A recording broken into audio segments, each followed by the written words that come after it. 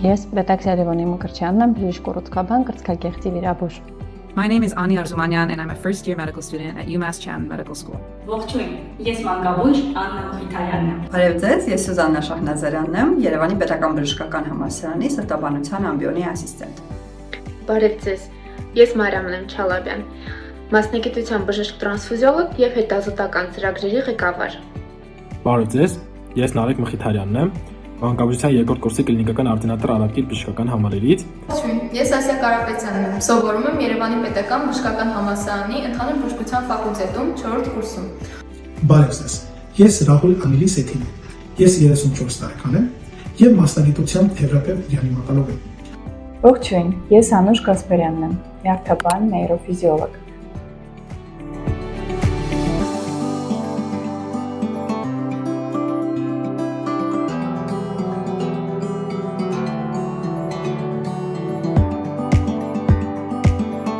Աշխատանքը, որը ներկայացնում ենք գիտաժողովին, վերաբերում է ճակատային խոռոչի օստեոմաների ուսումնասիրությանը։ Թեզի վերնագիրը պահակային ավշային հանգույցների բիոպսիա, կրծքագեղձի վաղ փուլի կարծիքի դեպքում հակասություններ եւ առաջարկություններ ընթացիկ տվյալների համապարփակ վերանայում։ Հետազոտությունը, որ պատրաստվում եմ ներկայացնել ձեզ, վերաբերվում է HLA-ի անտիգենի կանխատեսող նշանակությանը վաղ տարիքի երեխաների կրկնվող բրոնխիալ օբստրուկցիաների դեպքում։ Մեր թիմը Հերացու անվան թիվ 1 համալսարանական հիվանդանոցի ընդհանուր եւ ինվազիվ սրտաբանության բաժանումում ուսումնասիրել է հաճախակի ամբուլատոր էխոսրտագրական գնահատման դերը ծանր հարաճուն սրտային անբավարարության պացիենտների հոսպիտալացումների կանխարգելման գործընթացում։ Հայկական բժշկական համաշխարհային համաժողովին մեր կողմից ուղարկված եւ ձեր կողմից ընտրված մեր գիտական աշխատանքի վերնագիրը ոչ ինվազիվ վենտիլյացիայի ուժ COPD-ով սուր շնչառական անբավարարություն ունեցող հիվանդների մոտ։ Մեր հետազոտությունը նպատակ է ունեցել ուսումնասիրել եւ գնահատել հեպատիտ B վիրուսի տարածվածությունը Հայաստանում։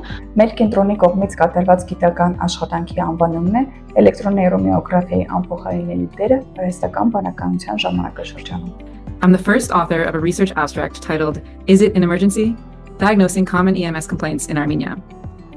These young scientists are not just dreaming of a better future, they are creating it. Their work has the power to transform lives, not only in Armenia but around the world. But innovation needs support. Research needs funding. Talent needs opportunity. Support young scientists.